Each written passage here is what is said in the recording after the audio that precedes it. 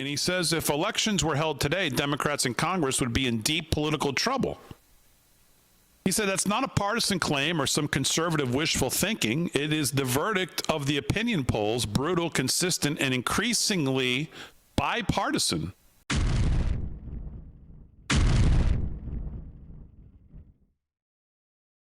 This goes against the grain. Brian Jundeff over at the American Thinker today. Polling signals trouble for Democrats and opportunity for Republicans. Polls show big trouble for Democrats, but polls are just signals, not guarantees. The GOP must not become complacent. And I saw that headline, I thought, huh? Because most places you look, and obviously the kind of the general wisdom is that going into the midterms, obviously the party in power is running uphill. So I wanted to read this article and to see how he comes to this conclusion. And he says if elections were held today, Democrats in Congress would be in deep political trouble. He said that's not a partisan claim or some conservative wishful thinking. It is the verdict of the opinion polls, brutal, consistent, and increasingly bipartisan. A recent Quinnipiac University survey shows that only 18% of voters approve of Democrats in Congress, while 73% disapprove. This is the worst figure Quinnipiac has recorded since it started tracking the question in 2009. That number alone would be concerning, but the deeper story, and the one Republicans should pay attention to, lies beneath the top lines. For the first time in Quinnipiac's history, Democrats themselves disapprove of their party's performance in Congress. Only 42% of Democrat voters approve, while 48% of Democrats disapprove of their own party's performance. This marks a stunning collapse from just 2 months earlier, when their approval stood at 58%. In other words, this isn't just partisan polarization. It's an intra-party revolt, with Democrats turning against each other. Among independents, the situation is even worse for them. Congressional Democrats have a net approval gap of minus 61 points. Independents who determine modern elections are not just drifting away, they are actively recoiling.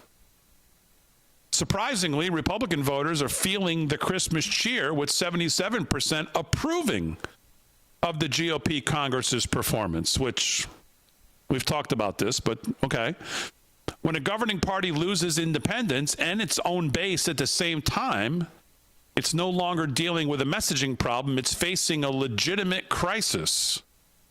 Even the usually dependable cable news spins couldn't salvage those numbers. Even Harry Enton, our guy, who's hardly a conservative firebrand, described the Democrats as, quote, lower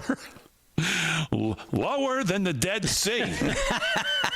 How are voters feeling about Democrats right now? Yeah, I mean, Democrats in the minds of the American public are lower than the Dead Sea. What are we talking about here? Well, let's take a look. The net approval rating for Democrats in Congress, you said it, Kate Baldwin, the lowest ever. Look at this. Overall, they are 55 points underwater. Their approval rating is south of 20%. It's even worse when you look at independents. Look at this. Negative 61 points. That means that their approval rating is 61 points lower than their disapproval rating. Quinnipiac has been polling this question for the better part of the 21st century. They have never found Democrats, at least those in Congress, in worse shape than they are right now. Noting that congressional Democrats now have a net approval rating of minus 55 points, the worst in over 20 years of polling, when analysts whose instinct is to provide context and ease the impact on Democrats giving up hope, a fundamental change is occurring. Other polling confirms the same conclusion. Gallup, their last survey showed public confidence in Democrat leadership in Congress near historic lows, while trust in Republicans on issues like inflation, crime, border security, government spending has steadily improved since late 2024. Pew Research Center also found widening enthusiasm gaps. Democrats are much more likely than Republicans to have negative feelings about their own party. That is an underappreciated but critical metric in the midterm elections. The irony is that the Democrats are not losing ground because Republicans have become widely popular. They're losing ground because voters increasingly see themselves, Democrats, as ineffective, unfocused, and disconnected from daily concerns. In other words, the GOP is just the lesser of two evils. Now, that's hardly a ringing endorsement. But again, as I said in my opening of the show, inflation rates have declined. But obviously, people still feel the steep price increases from the Biden administration still lagging around. So there's still work to be done. Obviously, the cost of housing, insurance, energy, groceries are still painfully high, but down. Immigration remains clearly unmanageable, at least in the author's opinion. And despite unified messages about threats to democracy, voters seem more worried about threats to their own personal safety and security.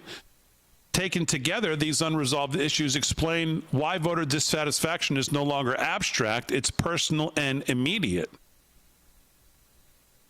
But he says Republicans must resist the urge to be complacent. Polls are signals, not guarantees. They're a snapshot in time, and the midterms are almost a year away. The lesson of the upcoming terms is not that Republicans can relax, but they need to unite. Voters clearly want competence, seriousness, and normalcy. They're exhausted by crisis politics, procedural disorder, and performative outrage from both sides. Republicans who emphasize inflation control, border enforcement, energy independence, crime reduction, fiscal discipline will attract a receptive audience, especially among independents who feel politically homeless. Equally important will be their tone. The data indicates voters are not seeking maximalist rhetoric or internal conflict. They want results. Well, as I laid out tonight, they've gotten results from the executive at least. If Republicans present themselves as the mature alternative, disciplined, policy-focused, and prioritizing voters over vendettas, the electoral rewards could be significant, but opportunity is not destiny. It must be earned.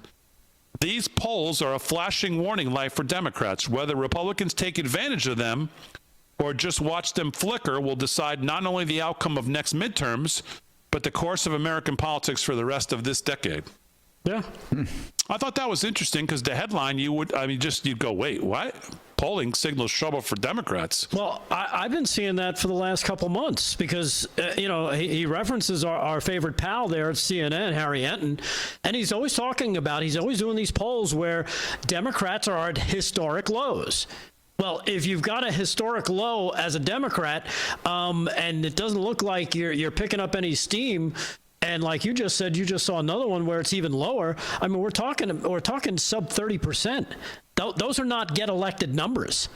So there's a significant opportunity. Again.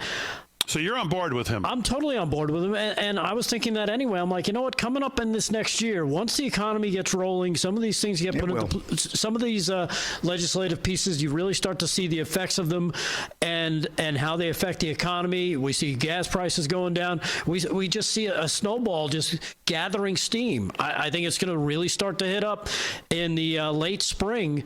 And once, by then, people are going to start feeling much better about the country and the direction we're going. It's going to be a whole lot easier to get somebody to pull the lever for the R as opposed to the lever for a D, because the D's aren't doing D's aren't doing D, as far as I'm concerned.